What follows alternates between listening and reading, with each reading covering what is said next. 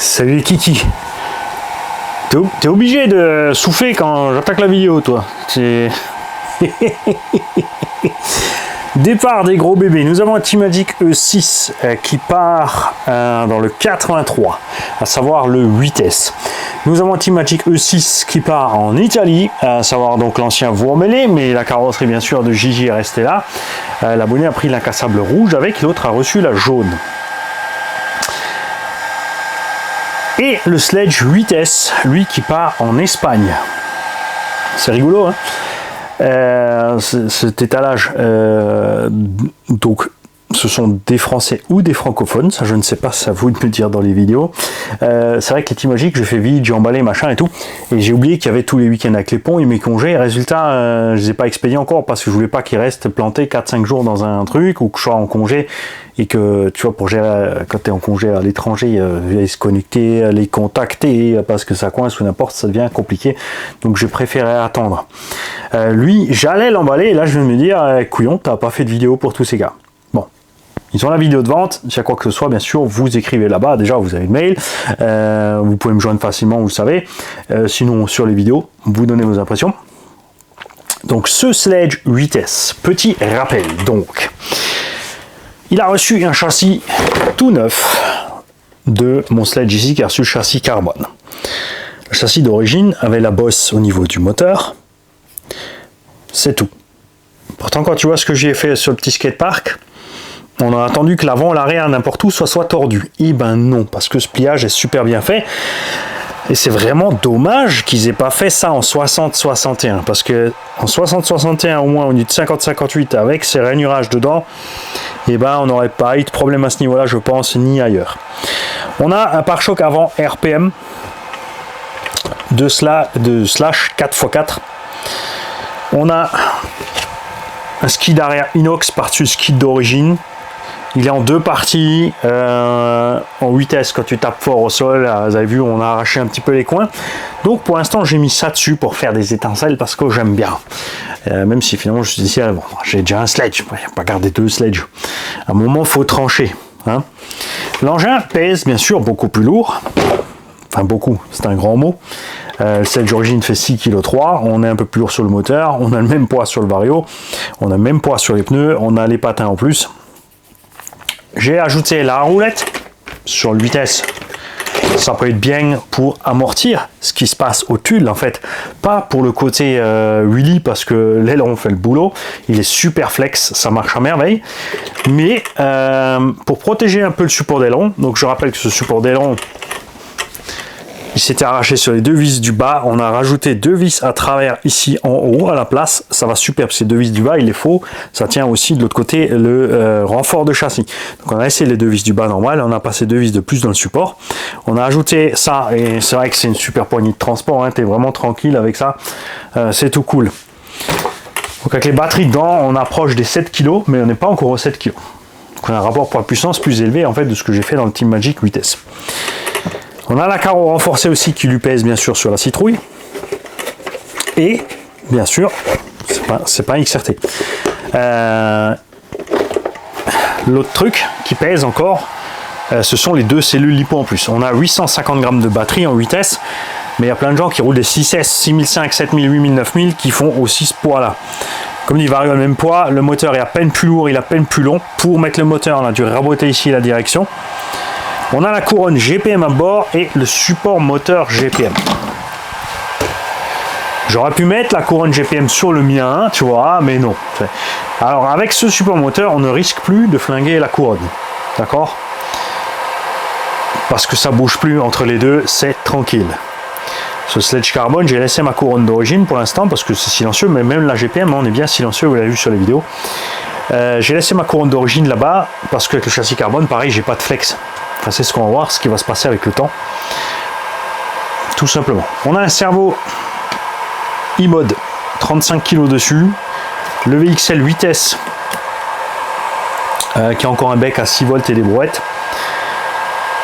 On a une paire de noix neuves à l'arrière parce qu'on avait, souvenez-vous, éclaté une noix sur une chute en plein sur une roue quand on était tombé là, quand on faisait les sauts à 5-6 mètres de haut. Donc le cardan a tapé au fond, la noix a éclaté, c'est une pièce fusible, on a racheté une noix, donc du coup j'ai mis les deux neufs derrière, et les deux qui étaient à l'arrière, à l'avant. Au centre, la noix sortie avant, à cause du diff dur, est forcément plus marquée. C'est la plus marquée de toutes, mais elle est marquée, elle n'est pas encore usée, et l'axe non plus. Donc Mikadoku nous avait dit qu'il y en a au bout de 50 packs pour 200 balles de réparation de cardan. Là on en est à une vingtaine, on a roulé en vitesse comme un sauvage. Mika, il faut que tu me dises comment tu as flingué tes noix et tes trucs. Alors ouais, il faut peut-être les noix renforcer, mais je pense que tu n'as sérieusement pas besoin de changer 200 balles de cardan. Les axes des cardans tu peux les changer à part, on a fait la vidéo de comment faire, il y a RC Garage 57 aussi qui a fait la vidéo, on a partagé les vidéos de plein d'autres gens aussi, c'est Newbie je crois qui m'avait fait la vidéo, ou quelqu'un qui m'avait fait la vidéo avec l'outil pour la chaîne. Moi j'aime bien au marteau, hein. Enfin, je pose ça sur les taux, bam, sur un coup de marteau, je prends mon pointeau, sur le truc, je mets le nouvel axe, je tape sur le nouveau pour faire tomber l'autre dehors, fin de l'histoire. Donc tu peux réparer ça, les axes, et puis oui, bien sûr, de temps en temps, il faut changer les noix. Mais je dirais qu'au bout de 50, normalement, tu n'as pas encore besoin. Donc toi, tu es d'origine en 6. Il ne faut pas s'inquiéter parce qu'il y a de l'usure et que c'est... On roule jusqu'à ce que ça casse, tout simplement. Moi, je roule jusqu'à ce que les pièces pètent et je les change après. C'est sûr qu'on aurait bien aimé, tout comme le Evo 2 et le E-Max, le Max tout court et le X-Max, avoir des noix ici à remplacer par l'extérieur, parce que ça c'est le top. Tu n'es pas obligé de sortir le diff, tu n'es pas obligé d'ouvrir le diff, de sortir toute l'huile. Tu changes juste direct par l'extérieur et j'aime ça, mais vraiment extrêmement beaucoup. C'est pas le cas, mais bon là ça tient.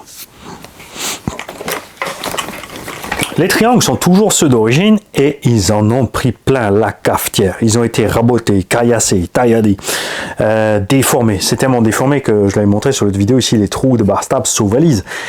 Ça l'empêche pas de fonctionner. Coralie, si tu peux nous faire ce plastique, alors là, chez Horizon Hobby avec leur Gamarma, ils vont transpirer sévère. Je te le dis. S'il te plaît, Coralie, sors-nous un plastique de ce genre-là, mais en moins sur le Asuga V2. Mais moins de plastique, fais-nous un engin de 4 kg 200, donc ça va être magnifique. Bref. Donc là, avec ce support GPM, ton châssis d'origine, il va tenir. Tête tranquille. Tu seras bien. Les pneus ont donc le problème de la mousse Traxxas. Là, on a déjà des autres mousses. Là, on a des mousses de roues HPI dedans. C'est des pneus qui sont un peu plus grands en diamètre. Donc la mousse est un peu ratatinée dedans, ce qui fait que même à l'arrêt, tu vois, on a un bon feeling. Et l'avantage qu'elle soit plus grande, c'est que quand tu vas faire des pizzas en 8, parce que tu fais des pizzas jusque là à peu près avec ces pneus, c'est que la mousse, elle suit tranquille et elle ne souffre pas. C'est génial. J'ai explosé une jante et un pneu qui a été changé. C'est celui-là. Tous ont été recollés donc avec les autres mousses. Quand Fripouille m'était tombé dessus, on avait cassé un capuchon d'amorto et une biellette. Ça a été remplacé. On a 2 biellettes neuves ici. On a un capuchon d'amorto neuf. Et la couronne, j'avais fait un entre-dents trop juste. J'ai insisté. Je voulais quand même rouler. Je dis, oh, ça va aller. Ça va pas aller.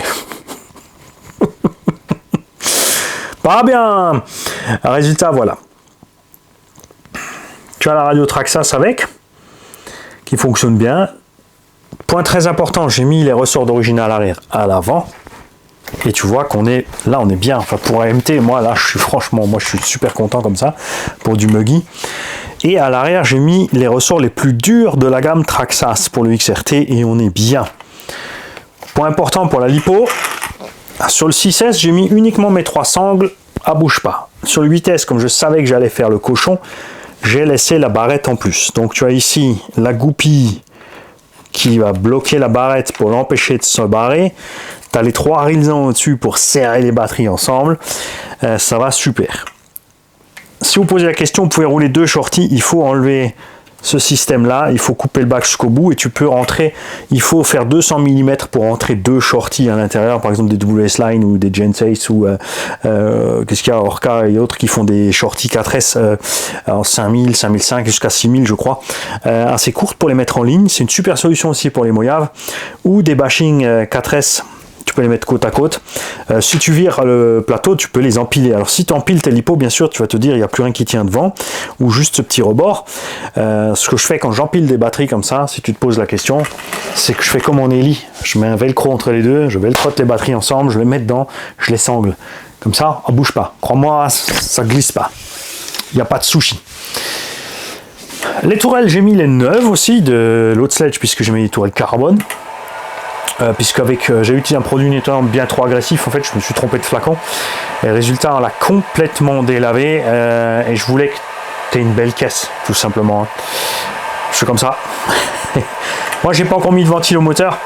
L'étagement, on est en 1450 kV, j'ai laissé le pignon de 13. Avec le pignon de 13 en 8S on va aussi vite que le 6S. Mais tu as vu la vidéo, il n'y a pas mystère, au lieu de 12 minutes on fait 20 minutes, comme des cochons, c'est ça qui est bien. En roulant tranquille en forêt, on atteint la demi-heure sans problème, sans surchauffe ni rien. Donc, si tu veux ajouter un radiateur pour l'été, je te conseille. D'ailleurs, à ce sujet-là, Pro Model 67 les a en stock. Prends ça. C'est du Obi-Wan, ça vaut 10 balles. Il y a le ventilo avec 50 par 50.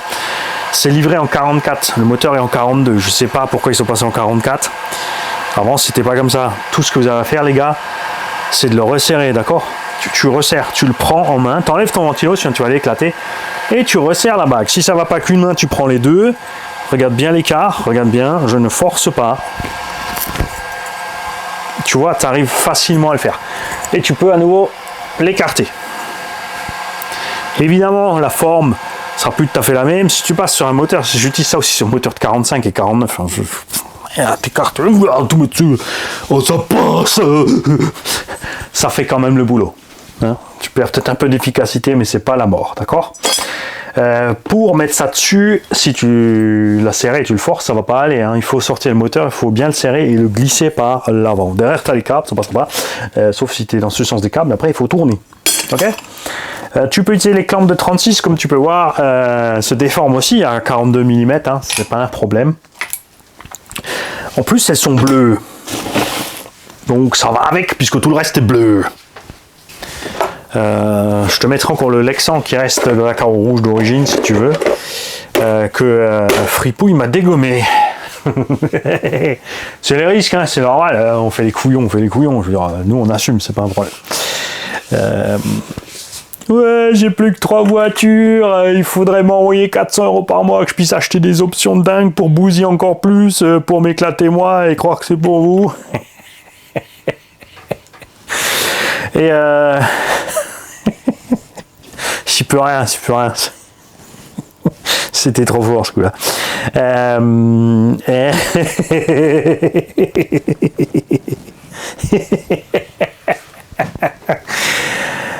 Voilà. Et oui. Si tu me poses la question, est-ce que ça vaut le coup de prendre un sledge? Pour moi, définitivement oui. Ok. 850 balles.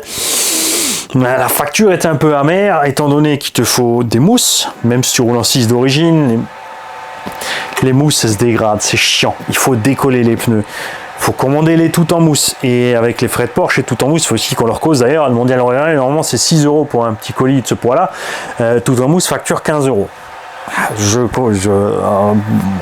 dois facturer les frais d'emballage, mais au prix des mousses, enfin si tu prends juste un jeu à toi tout seul, ça vaut pas le coup.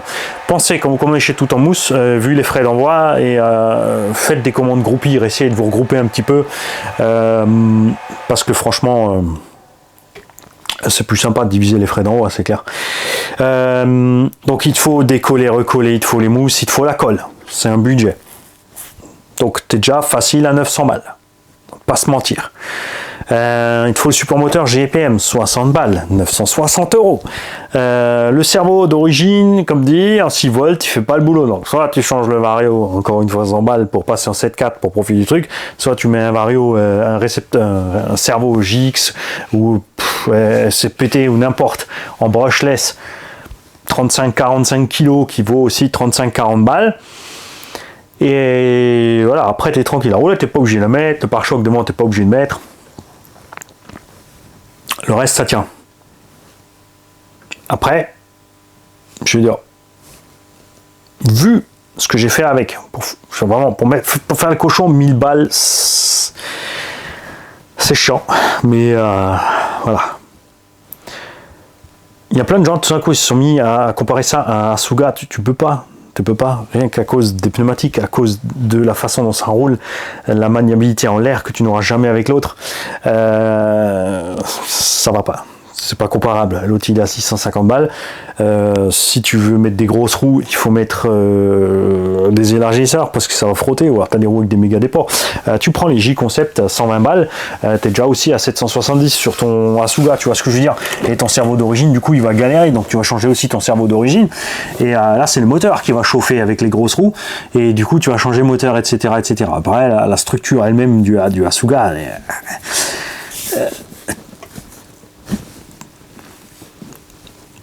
je pense que niveau châssis avec les renforts qu'ils ont mis, ça va tenir cette fois. Mais niveau des plastiques et tout, on a quand même de plus en plus de gens sur Asuga qui cassent les triangles. En faisant les cochons, ils m'ont tous dit attention, oui, en faisant des sauts et en me loupant. Donc il n'y a personne qui est fâché avec cette machine, on est bien. Mais voilà. Moins cher que lui, tu as le Obao Hyper MTX. Mais les bras du MTX ne sont pas aussi solides que ceux de ce machin. Je n'ai à l'heure actuelle, de tout le millier de voitures que j'ai testé eu en main, dans ce gabarit-là, rien eu en main de plus solide que cette bestiole au niveau des trains roulants.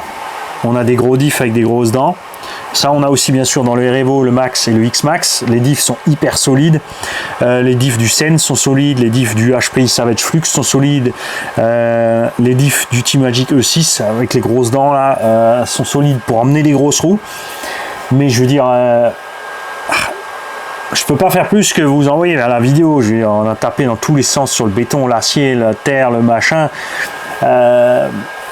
Pour faire le gros cochon, c'est une bonne caisse. Ça, c'est clair. C'est vrai que tu arrives à 1000 balles, en 1250, tu as un X-Max, mais tu n'as pas le même rapport poids-puissance. Avec le nouveau Vario et tout, et les Sledgehammer, 200 balles de plus à ajouter. Ils vendent ces pneus 200 balles, c'est 100 balles la paire. Ou 70-80 balles la paire, 160 balles le train de pneus, tu vois, ça s'envole. Tu peux rentrer ton flip, avec celui-là tu peux être plus brutal. Lui, même d'origine, il encaisse du double, du triple avec le moteur d'origine, c'est pas un problème. Donc je suis définitivement content de cette bagnole. C'est pas la seule, il y en a plein. Pour ce que j'en ai fait, le prix, ouais, ça picote, mais il faut savoir ce que tu veux. Si tu cherches une machine endurante, si tu es du genre... après, si tu fais pas le cochon, est-ce que tu as besoin de ça? Parce qu'il est beau, ouais. Pour moi, il est beaucoup plus beau qu'Arma Creighton. Il n'y a pas à chier. Si tu prends Arma Creighton V5, il faut compter quoi, 650 €. Tu as quand même une grosse marge d'options que tu peux mettre pour arriver aux 1000 balles. On est d'accord là-dessus aussi. Tu peux mettre le châssis M2C, les tourelles M2C, ou châssis carbone, tourelle carbone.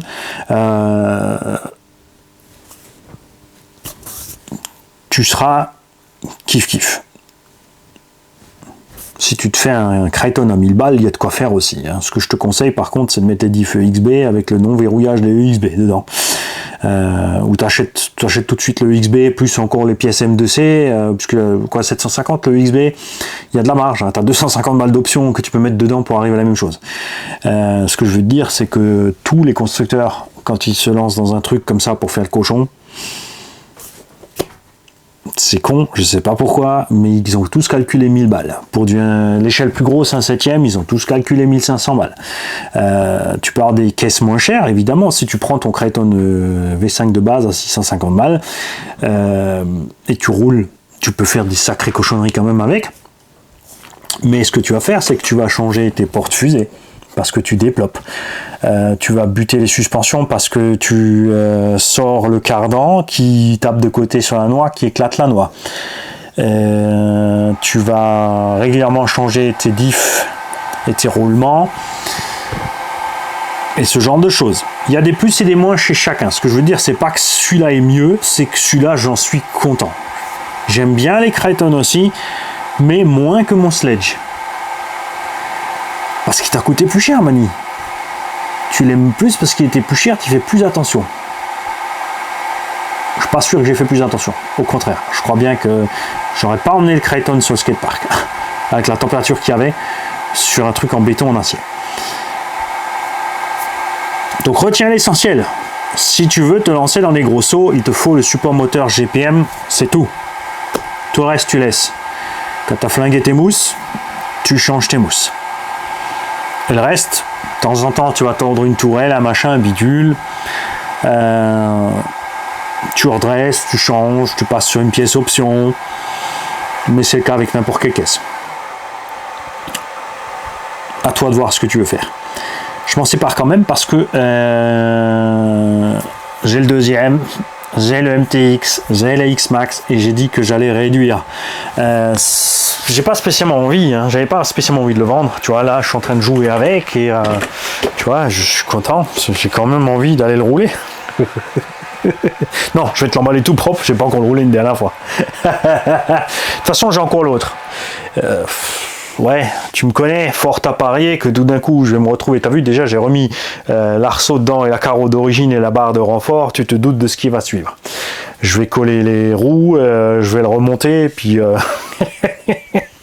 j'ai assez joué en truggy.